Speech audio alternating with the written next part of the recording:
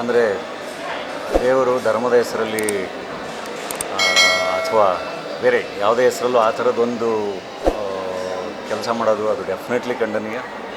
Definitely they should be searched and hunted ಅಷ್ಟೇ. Terrorism ವಿರುದ್ಧ ಎಲ್ಲರೂ ಒಗ್ಗಟ್ಟಾಗಿ ಯಾವತ್ತೂ ನಿಲ್ಲಲೇಬೇಕು. ಆ್ಯಂಡ್ ಅದಕ್ಕೇನು ಆ್ಯಕ್ಷನ್ ತೊಗೋಬೇಕು. ಭಾರತ ಪಾಕಿಸ್ತಾನದ ಇಶ್ಯೂ ಅದು we should get more stronger and definitely fight ಮಾಡೋವಂಥ ಶಕ್ತಿ ನಮ್ಮಲ್ಲಿದೆ. ಆ್ಯಂಡ್ ಅದನ್ನು ಫೈಟ್ ಮಾಡೋಣ. ಖಂಡಿತ ಇಷ್ಟು ವರ್ಷಗಳ ಇದರಲ್ಲಿ ಪ್ರತಿ ಸರಿನೂ ಒಳ್ಳೆಯ ಉತ್ತರ ಕೊಟ್ಟಿದ್ದೀವಿ. ಖಂಡಿತ ಈ ಸರಿನೂ ಕೊಡ್ತೀವಿ.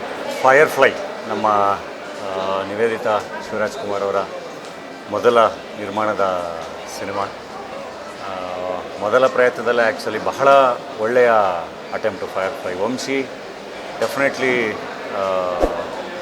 ಒಬ್ಬ ನಿರ್ದೇಶಕರಾಗಿ, ನಟರಾಗಿ ನಾವು ಮುಂದೆ ಅವರಿಂದ ಬಹಳ ಇನ್ನೂ ಒಳ್ಳೊಳ್ಳೆಯ ಸಿನಿಮಾಗಳನ್ನ ಎಕ್ಸ್ಪೆಕ್ಟ್ ಮಾಡುವಂತಹ ಪ್ರತಿಭೆ. ಐ ಥಿಂಕ್ ಹೊಸಬರು ಹೊಸ ಥರದ ಪ್ರಯತ್ನ ಮಾಡಿದಾಗ they deserve A chance.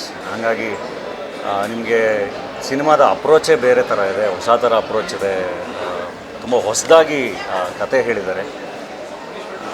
And I think ಹೊಸ ಥರದ ಎಕ್ಸ್ಪೆರಿಮೆಂಟ್ಗಳು ಆದಾಗ ಆ ಹೊಸ ಎಕ್ಸ್ಪೆರಿಮೆಂಟ್ಗಳಿಗೆ ನಾವು ಒಪ್ಕೊಳ್ತಾ ಹೋದಾಗ ತುಂಬ ಚೆನ್ನಾಗಾಗುತ್ತೆ ಅಂತ. ಸೊ ಆ ಥರದ ಒಂದು experimental cinema fire fly.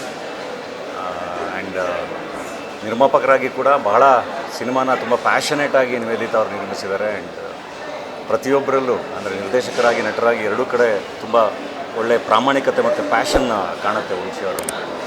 So ಇಡೀ ಚಿತ್ರತಂಡಕ್ಕೆ ಒಳ್ಳೆಯದಾಗಲಿ ಆ್ಯಂಡ್ ಕಂಗ್ರ್ಯಾಚುಲೇಷನ್ಸ್. ತುಂಬ ಒಳ್ಳೆಯ ಪ್ರಯತ್ನ ಮಾಡಿದ್ದೀರಾ. ಪ್ರೇಕ್ಷಕರಲ್ಲೂ ಕೂಡ ಥಿಯೇಟರ್ಗೆ ಬಂದು ಸಿನಿಮಾನ ನೋಡಿ ಅಂತ ಹೇಳಿ ವಿನಂತಿಸ್ಕೊಳ್ತೀನಿ. ಲೇಟೆಸ್ಟ್ ಹಾಗೂ ಇಂಟ್ರೆಸ್ಟಿಂಗ್ ಸುದ್ದಿಗಳಿಗಾಗಿ ಬಾಸ್ ಟಿವಿ ಕನ್ನಡ ಚಾನೆಲ್ನ ಸಬ್ಸ್ಕ್ರೈಬ್ ಮಾಡಿ. ಹಾಗೆಯೇ ಬೆಲ್ ಐಕಾನ್ ಪ್ರೆಸ್ ಮಾಡಿ. ಇದರ ಜೊತೆಗೆ ಫೇಸ್ಬುಕ್, ಇನ್ಸ್ಟಾಗ್ರಾಮ್, ಎಕ್ಸ್ನಲ್ಲೂ ಮಿಸ್ ಮಾಡದೆ ಫಾಲೋ ಮಾಡಿ.